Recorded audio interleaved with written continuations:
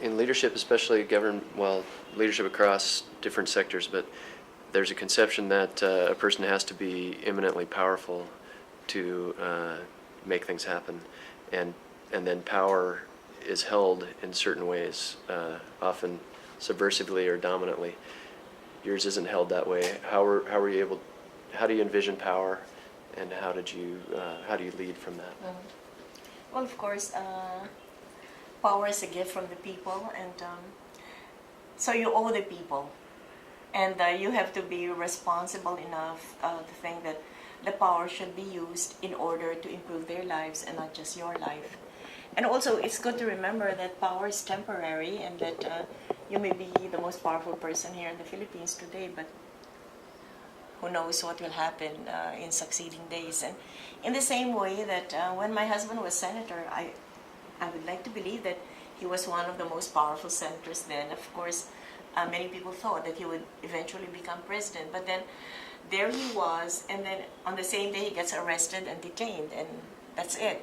So I think for all of us who have been entrusted with the responsibility of leading, it is important for us to remember that this is temporary and it's not yours permanently, but you will have to render an accounting. I think that should be first and foremost, that in the end, not only the people, but I guess when you face the final judgment, then you will be asked how exactly you use that kind of power. So I suppose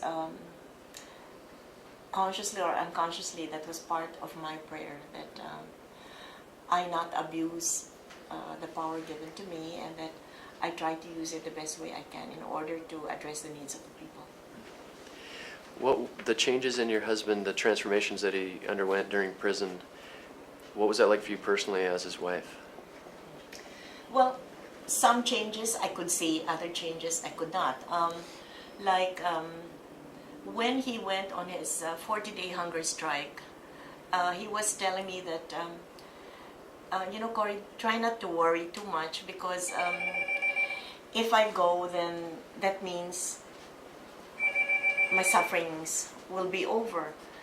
But I was telling, well, just make sure that you don't have a death wish, and let's just continue praying so that God will guide you, will guide me on the best way to do this.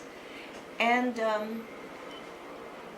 for him, that was, later on he would tell me that his life really had changed so much because of that he was able to not have anything to do with food. He limited himself to water, amino acid tablets, potassium, a little bit of sugar, and salt tablets. So he lost 40 pounds in 40 days.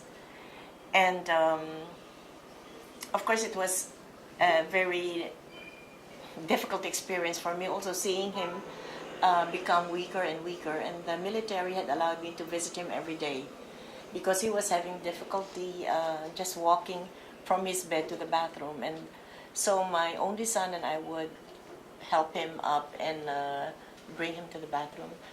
But as I said, I didn't see all the changes, but certainly later I could see that whereas before he was completely a politician, but with all this suffering that he had undergone and all his prayers, he no longer was aiming to become president, but in fact he was looking to God to show him the way to becoming a better person and to show him how best he could help the people. Some of his critics would say that, oh, how can Ninoy forget about being a politician? He's been a politician almost all of his adult life. But I could see that. And also he would tell me that I hope I will be released from prison if only to make up to you and to the children for all the times that I had to neglect you because I was so busy with my political life.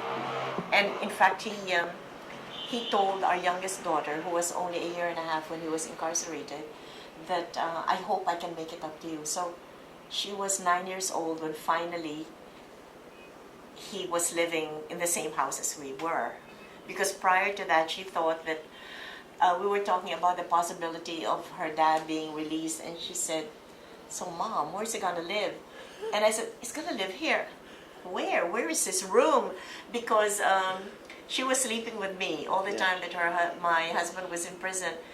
And I said, "Here, but this is not his bed." You know, it was really something so new for her. And so when we got to Boston, it's the first time that she had a father living with us, and Ninoy was just so happy that he was able to be with us. And as I said, he really tried his best to make up for whatever neglect in the past.